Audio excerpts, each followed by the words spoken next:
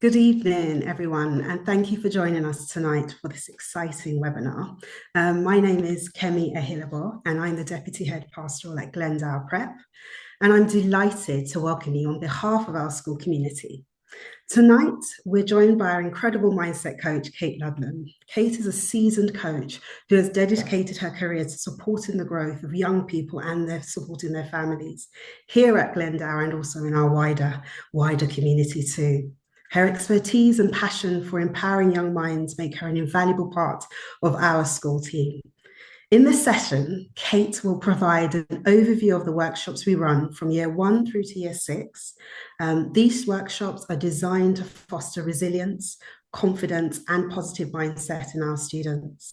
More importantly, tonight's session will also explore practical ways to extend these concepts at home, ensuring they become an integral part of our everyday life. Kate will be leading the main part of the presentation. After that, we happily ask you, if you have any questions, to put them in the chat. Please do feel free to put them throughout the session in the chat, and I'll make a note of them all. And she will address any if we had any submitted earlier via the link. If something specific comes to you, to your mind at the end of the session, please do feel free to email me. I will put my email in the chat box as well, but you can also see me on the gate most mornings as well. So we hope you find tonight's webinar insightful and inspiring. Without further ado, please join me in welcoming Kate Ludlam. Lovely. Thank you, Kemi. And I'm just going to turn off my video while I crack on with our presentation tonight. So, so thank you, Kemi, and good evening, everyone. I'm really thrilled to be here today, and I want to take a moment, excuse me, and share our plans for this evening. We have 3 main objectives that we're going to focus on, and I hope it's going to be both insightful and useful. Firstly, I want to delve into the structure and the approach that we use during each workshop. Building rapport with the girls is essential for creating a safe and open environment, and I'm excited to share how we achieve this. Understanding the methodology will give you an insight into why these workshops are so useful for the girls and the approach for meaningful and open discussions with them. I will also walk you through some of the exercises we use in the workshops. These activities are specifically designed to engage the girls and prompt meaningful discussion. You'll get an insider look at what we do and how these exercises facilitate self-discovery and also emotional awareness. My hope is that by the end of our talk, you'll have a much deeper understanding of not only the exercises we do, but also the important discussions that surround them. This understanding, I hope, will empower you to sit down with your daughters and explore these exercises together when they bring them home, fostering deeper conversations about their feelings and their experiences. And finally, at the end of tonight's talk, I'd like to share with you a valuable insight into how you can be fully engaged in your parenting journey.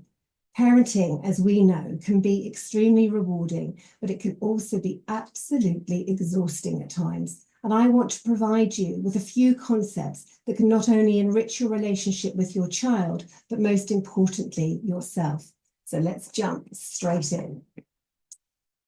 At Glendower, we've always embraced a proactive approach to the well-being and education of the girls. And in today's fast-paced and often challenging world, this proactive mindset serves as a vital vehicle for fostering individual well-being.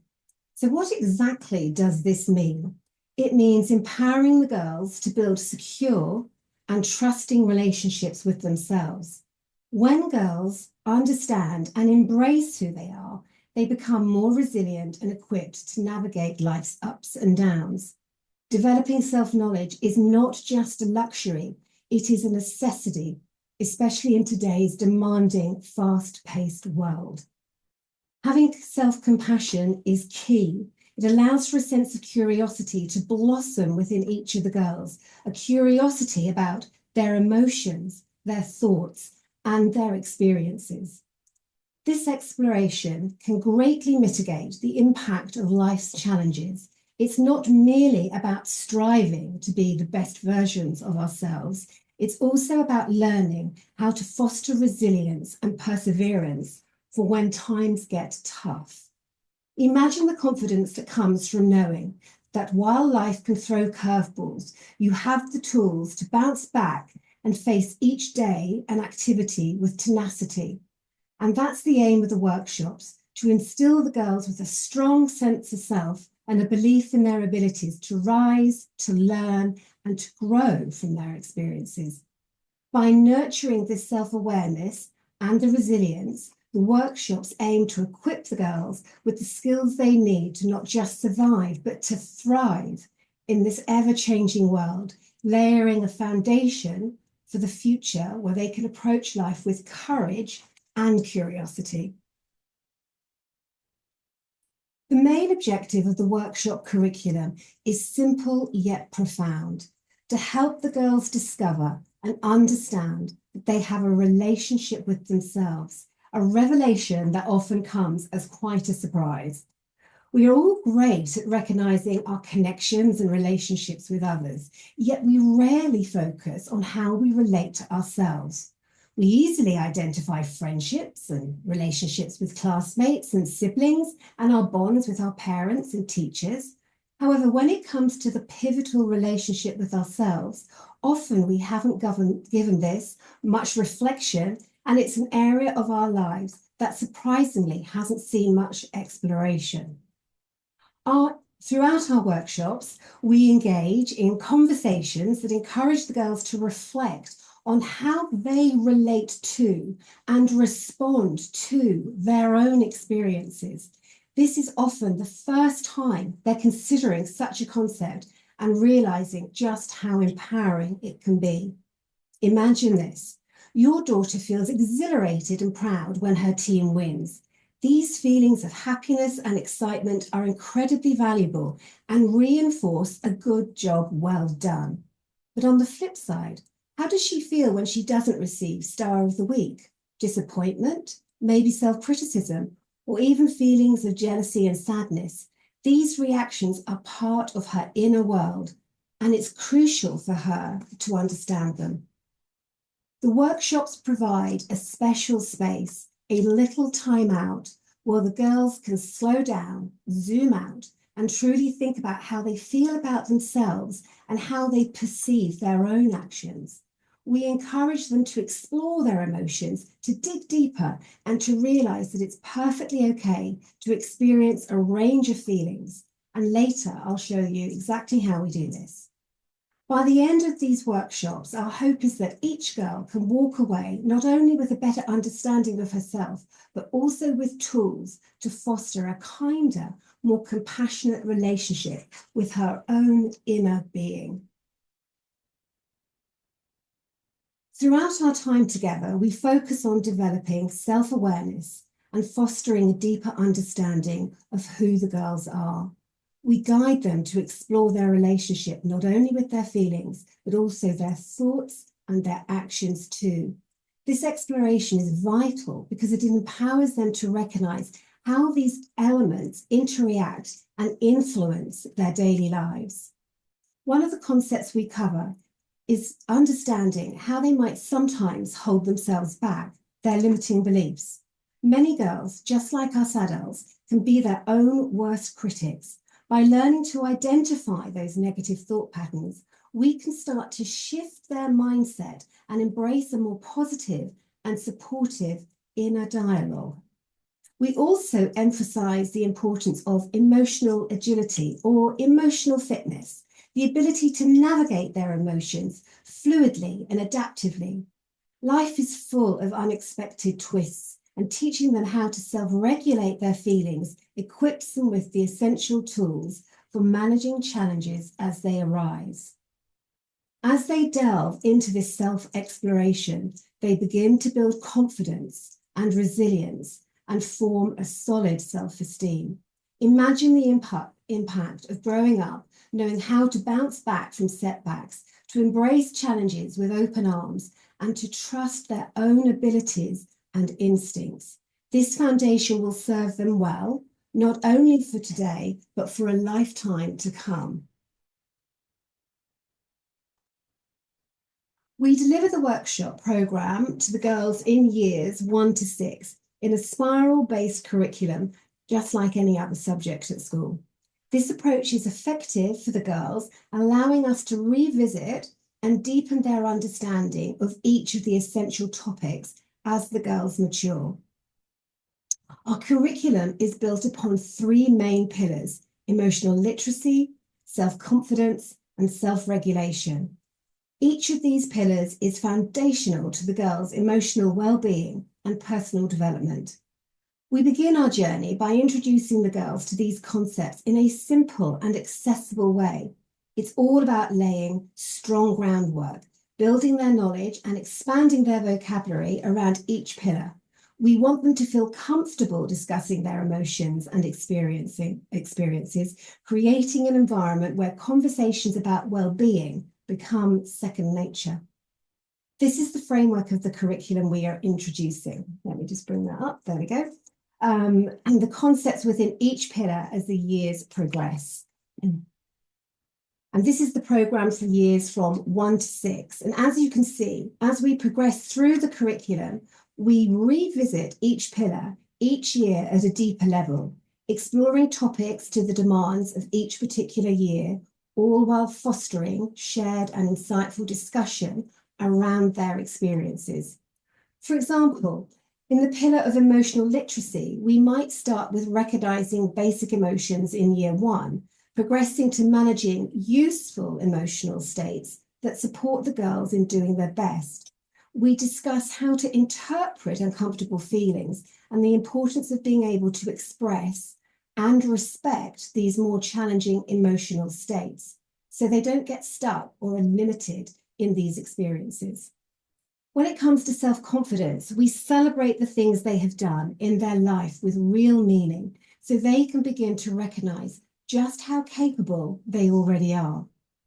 This could be anything from winning a swimming race to navigating a difficult friendship to doing their absolute best in their preparations for the 11+. We are looking at their relationship with their ability to do things, difficult things, as well as things they are passionate about and from all areas of their life. It's a very holistic approach that helps them realise the strength, the skills, and the abilities they possess within themselves. And a little later, I'll show you an exercise in how we do this. Self-regulation is imperative for being able to manage oneself and to have a healthy self-esteem in order that we can actually do our best, especially when we want to, and make our best effort on a consistent basis. We teach practical strategies for managing emotions, coping with stress, and responding to challenges thoughtfully. Through this comprehensive and layered approach, we're not just teaching concepts, we are nurturing and guiding emotional intelligence, emotional flexibility, and resilience in the girls. As we explore the key pillars, our focus in every workshop is building that self-relationship and gaining a deeper understanding about how our thoughts and our emotions impact us. In each workshop, we continue to dive into the world of emotions themselves. We focus on recognizing and naming emotions and speaking about emotions, which is an essential aspect of developing emotional literacy.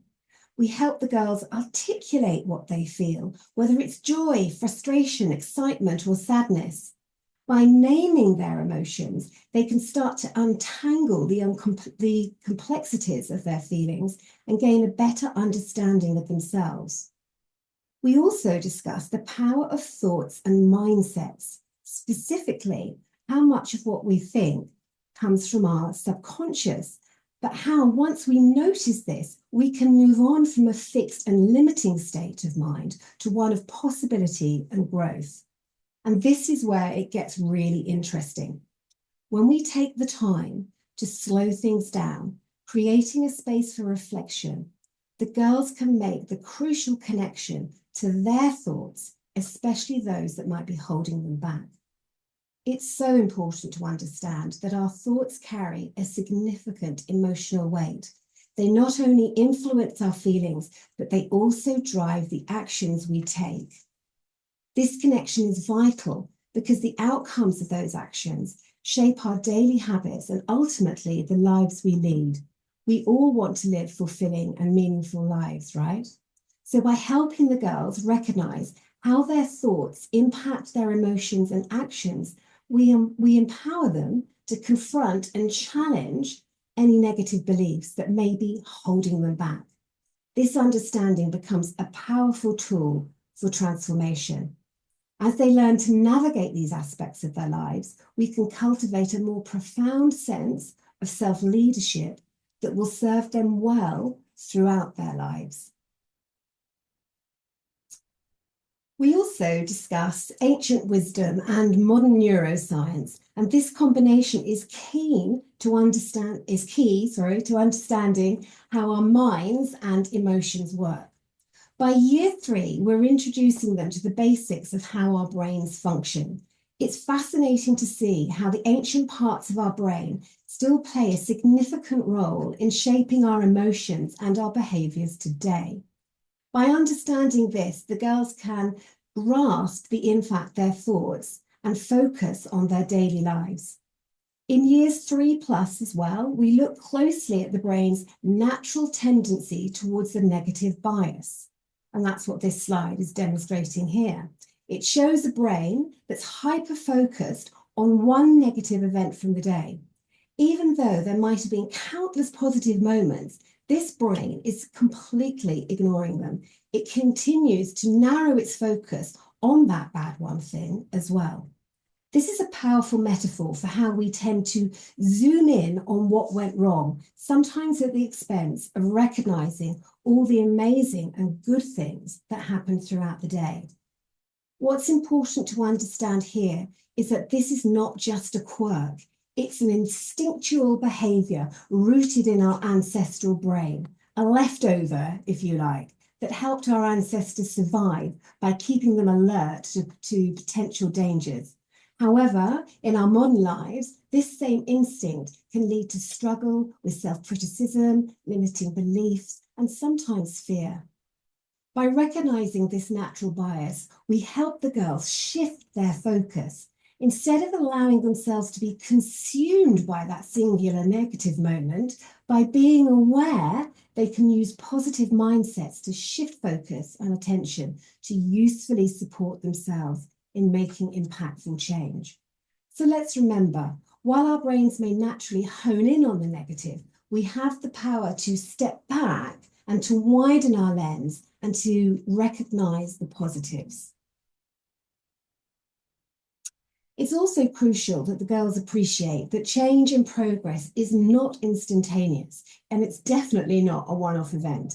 If we want to achieve something meaningful, especially if it is difficult, we must learn and accept that we must apply ourselves. Understanding the journey can be tricky, especially in this instant and immediate world that we live in today. Success is possible for us all, and it's down to how we apply ourselves and the deliberate, continued practice we undertake in making healthy and meaningful change. So stage 1 is awareness, and it's vital for the girls to recognize what's holding them back, whether it's a limiting belief or an unhelpful behavior. This step is all about shining a light on those internal roadblocks so they can understand exactly what needs to change. The next stage is acceptance, and this is about embracing the reality of that limiting habit or belief. It involves self-compassion, understanding that everyone has habits they want to change, and it's perfectly normal to have these habits or feelings, and that accepting them is the first stage towards growth. Stage 3 is action. It's where we learn to take new, useful actions to replace the old, unhelpful habits. They begin to implement practical strategies that lead them away from that no longer serves them, embracing healthier choices instead. And stage 4 is where we actualize. So this is where we are consistently practicing the new behaviors until they become second nature. It's not just about fleeting moments of change. It requires commitment and perseverance. to make these new habits a lasting part of their lives. I wanted to take a moment to share some meaningful conversations that I have with the girls about the concept of stillness. Now, we all know that wanting to make change and to change our limiting behaviours is a fantastic philosophy and desire, but it can be quite tricky, especially when we're caught up in the whirlwind of busyness, overthinking, or feeling overwhelmed. Sometimes we simply aren't in the right headspace to make those meaningful changes. That's where the concept of stillness comes in. It's through intentional stillness that we can create a pause, that much needed space to breathe and reflect. It's an opportunity to zoom out from life for a moment. Encouraging the girls to embrace stillness allows them to step back from the demands of their daily lives and to cultivate a deeper sense of awareness. It's amazing what can happen when they give themselves permission to pause. They might realize that some of their thoughts and feelings swirling around them don't actually define them. Instead, they can make a connection to their resilience, their capability, and eventually their potential. I want to emphasize the importance of pausing in our busy lives. Pausing is not just an interruption. It's a vital opportunity to check in with ourselves and our nervous system. When we feel stress, the instinctive reaction can often lead us into a cycle of panic, scary thoughts, tightness, disconnection. However, by taking a moment to pause, we can become aware that we've slipped into overload or possibly even shutdown. This awareness is the first step towards self-regulation through mindful breathing, through connecting to a positive mindset, maybe quick movement breaks, or simply stepping outside for some fresh air. We can ease our way back into a state of balance. And this is where we do our best work. So this is the same concept, but is slightly more complicated and more in depth. But this pausing and finding stillness is a concept that I frequently discuss with the girls in year 5s and 6, especially as they are gearing up, excuse me, for their 11+ exams. I know many of them might be feeling a mix of exam stress and nerves and anxiety, maybe about the preparation for these exams or the transition to new schools, and it's a lot to handle. It's also completely natural for them to feel this way. This exercise and diagram provides them with the tools for self-regulation. We talk about it deeply in our sessions. By helping the girls notice what they are feeling in a moment, we can empower them to step back from those heightened emotions. This awareness is the first step towards finding a way to shift from an activated, nervous state to one that's much calmer. This practice is not just about managing difficult feelings and responses. It's about giving them confidence to understand that they have the power to navigate their feelings and actions. They can learn to shift their mindset from worry to focus, from fear to determination, and to bring their attention to what they can control, choosing how they want to respond to a situation. For example, they're finding revision relentless and hard work. They can hear their siblings playing outside and they desperately want to join in. They also want to do really well in their 11+. In that space, between the stimulus and the response, they have, well, we all have, the opportunity to stand back from the tempting moment and stay focused on the job and the goal at hand. And this is how I explain controlling the controllables to the girls, because it's in that moment of pause that we also get to focus our attention on what we can control, rather than wasting energy on things that are out of our control.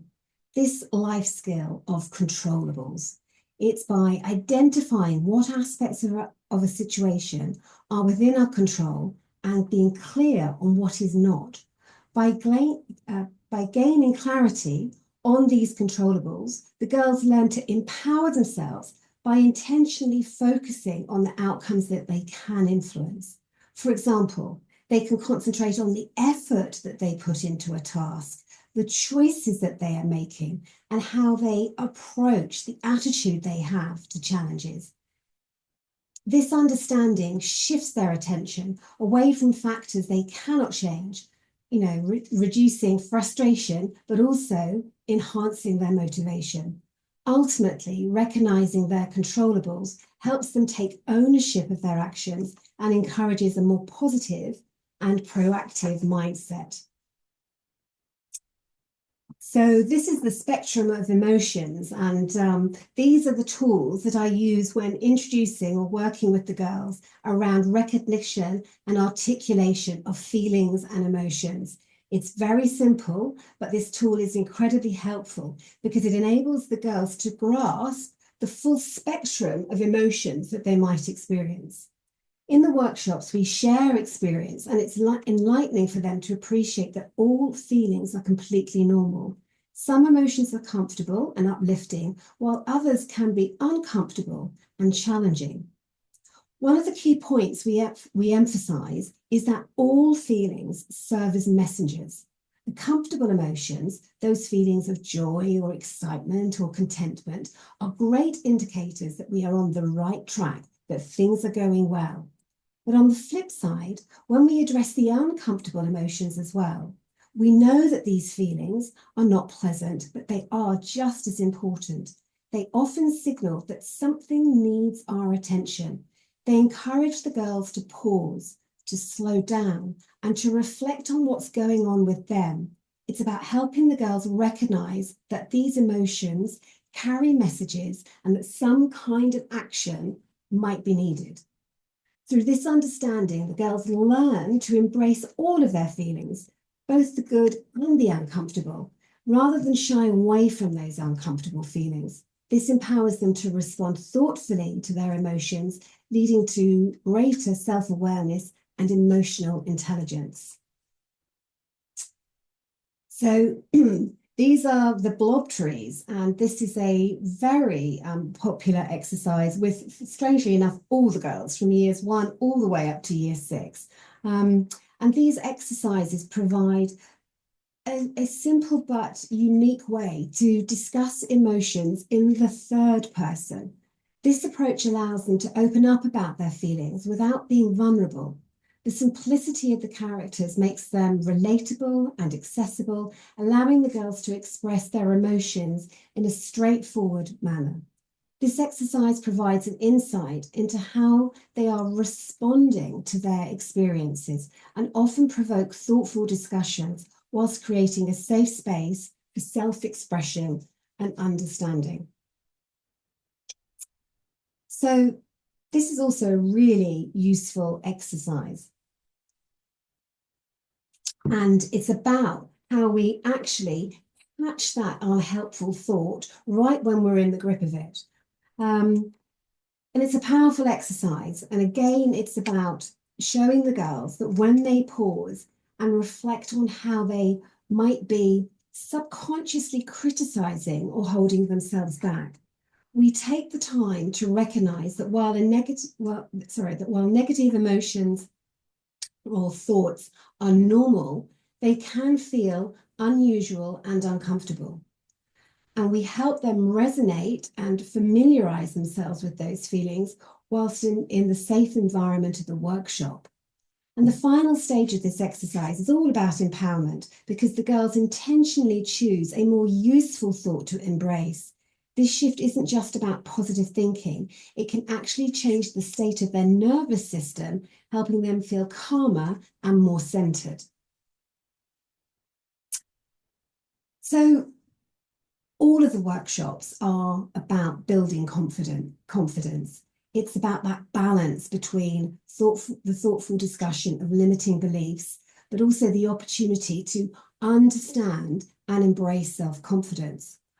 Often I find, though, that the girls feel quite uncomfortable, especially initially, about being confident. They have a belief that if they believe or discuss things that they are good at, that they are being arrogant, a show-off, big-headed. There is often a misunderstanding between arrogance and confidence. Arrogance is designed to make others feel small so you can feel better about yourself, whereas confidence is an inner belief in one's skills and abilities in a realistic and secure way. Embracing confidence is a very useful skill. It encourages self-trust and empowers the girls to have a go at things, especially difficult things, because we know we have the skill set to do it. Confidence is an internal belief. It is a knowing that you can do stuff, difficult stuff. So it's extremely effective when we're working with the girls around confidence, that they consider something that they love to do and something that they're good at. And we introduce this concept and the narrative of self-confidence while we help them recognize something that they are already really competent and passionate about. This is often their hobbies and their interests. And when they take a moment to consider these joyful exercises, they realize they are highly accomplished and already have a high degree of success. Often though, because they love to ski or to swim or to play the piano, or they love maths or to dance or to draw or read, they have overlooked how they have applied themselves, thinking it is more luck that has made them successful. It's not about luck. It is down to the continued practice and the development of their skills and the abilities that they have used to help them be accomplished. We also help the girls realize how they use their character strengths and also values, the things that have most meaning in their lives and give them direction in their lives. All of these things help them in being accomplished and successful. It's also about looking at their gratitude. This is another way of exploring things that have great meaning to them. And we're looking at all aspects of their lives where they can learn from themselves and help to fuel their own potential. We also get really specific about how they apply the effort that they make. When we do work around the executive functions, they begin to see what they actually do and how they have accomplished something. And whether or not you're passionate about doing and achieving something, we're always drawing from this skill set because this skill set is always there. When the girls understand these skills and exactly what each skill means, they begin to understand how they are already doing this in some areas of their life and how they can transfer these skills to other things they are doing, especially tasks that they find hard or feel resistance around. This kind of gives them a manual, if you like. So how is it that we are our best selves? And it is with that continued deliberate practice. And it's how anybody gets good at something. No matter your talent, it's one's grit, the ability to keep turning up and doing your best work that makes what you do successful. And if you show up with self-compassion and a willingness to be curious about your performance and your self-belief, the girls find that doing difficult stuff can be done with more ease and they tap in to their potential. So we're almost drawing to an end, but before we do, I'd like to take a moment to acknowledge how hard it is to be a parent, especially these days. And I think possibly more so since COVID too. A study conducted by Action for Children last year revealed that an astonishing 82% of parents in the UK are experiencing signs of parental burnout. We're juggling so many things at home, at work, literally facing countless distractions and responsibilities from every angle. Many of us often prioritize everything and everybody else before our own needs. We focus on the distraction of our children. However, as mums and dads, we've never been more distracted or busy ourselves, making it really quite difficult at times to be present and available for our children. First and foremost, our role as parents is crucial in providing guidance and structure and security for our children. We can't be our child's best friend. That will come in time. Being a parent means elevating our role and providing safety and security and their empowerment over our friendship with our children. The goal isn't to raise carbon copies of ourselves, but to nurture individuals who can discover who they are, make decisions, and think critically whilst being kind to others. This requires us to be emotionally available, which is no easy task. The fact is, there is no such thing as perfect parenting, so self-awareness and understanding is hugely impactful. When we try to show up like this, present and attuned, on a more constant basis, we bring the best version of ourselves to the relationship with our children. We are, in fact, empowering ourselves, and we give ourselves the opportunity to model and transform family dynamics, enriching the lives of everyone in the family. By elevating our well-being, we are more able to create a nurturing environment for our children to thrive. And long-term, giving ourselves a moment of stillness allows us to reconnect with our parenting aspirations and honouring the role as mums and dads, which in the end is key to maintaining healthy and loving relationships with our children, no matter their age. As Gabor Mate has said, the love that your child receives is based on the quality of the parent's presence. So I invite you to pause and reflect for a moment.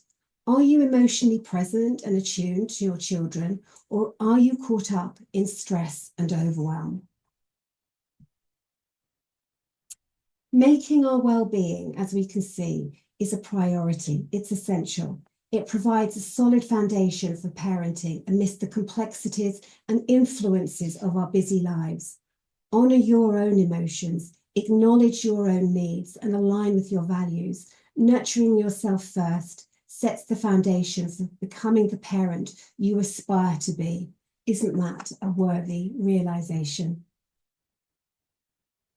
And over the years, I've worked with many parents advocating for mums and dads and how they want to show up as parents and parent in a way that is meaningful for themselves and for their families.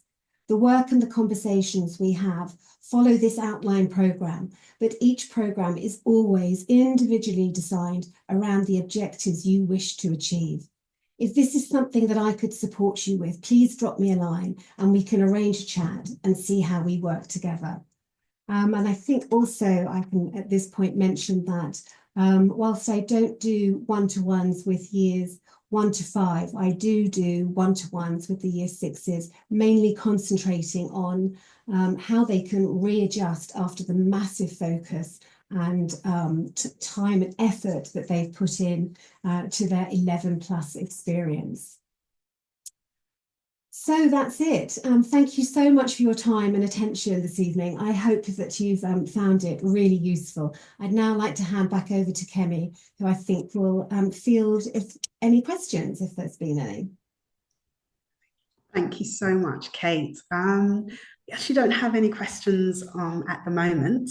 So again, if there are any questions that come to mind after the session, please do feel free to contact myself and Kate. Thank you all for joining us this evening and for taking the time to invest in your daughter's growth and development.